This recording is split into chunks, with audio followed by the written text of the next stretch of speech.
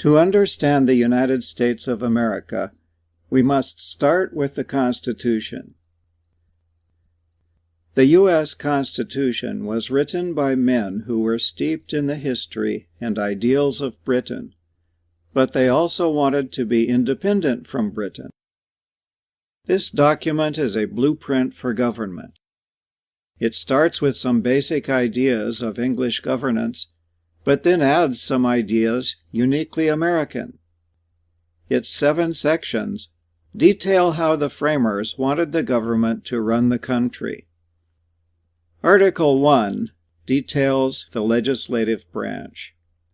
The principal mission of the legislative body is to make laws. It is split into 2 different chambers, the Senate and the House of Representatives. Congress is a legislative body that holds the power to draft and pass legislation, borrow money for the nation, declare war, and raise a military. It also has the power to check and balance the other 2 federal branches. Article 2 deals with the executive branch. At the head of this branch is the nationally elected President of the United States.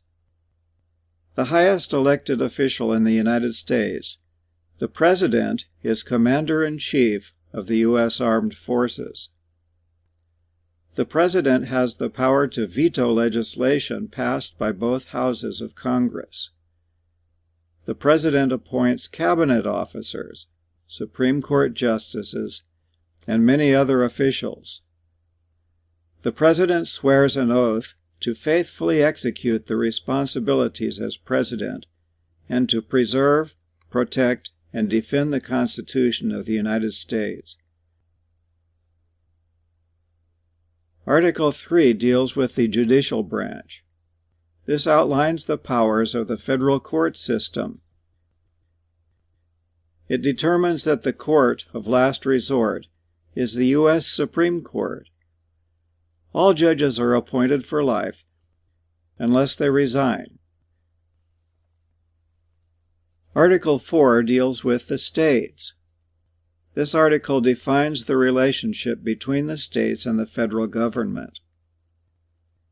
The federal government guarantees a republican form of government in each state, protects the nation and the people from foreign or domestic violence, and determines how new states can join the Union. It also suggests that all the states are equal to each other and should respect each other's laws. Article 5 deals with amendments. Future generations can amend the Constitution if the society so requires it. Both the states and Congress have the power to initiate the amendment process. Article 6 deals with debts, supremacy, and oaths. This determines that the U.S. Constitution and all the laws made from it are the supreme law of the land, and all officials, whether members of the state legislatures, Congress, judiciary, or the executive, have to swear an oath to defend the Constitution. Article 7 deals with ratification.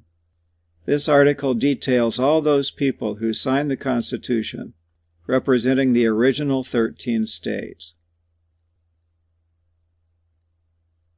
Who signed the Constitution? The 38 signers of the U.S. Constitution were delegates from the original states. First, they drafted the Declaration of Independence, and then, after the colonists defeated the British Army and won independence, they wrote the U.S. Constitution. Benjamin Franklin signed both the Declaration of Independence and the Constitution, but John Hancock, who was renowned for his beautiful handwriting, signed only the Declaration of Independence. The U.S. Constitution's first 10 amendments are called the Bill of Rights. Some of the signers of the U.S. Constitution felt the need to spell out the rights of individual citizens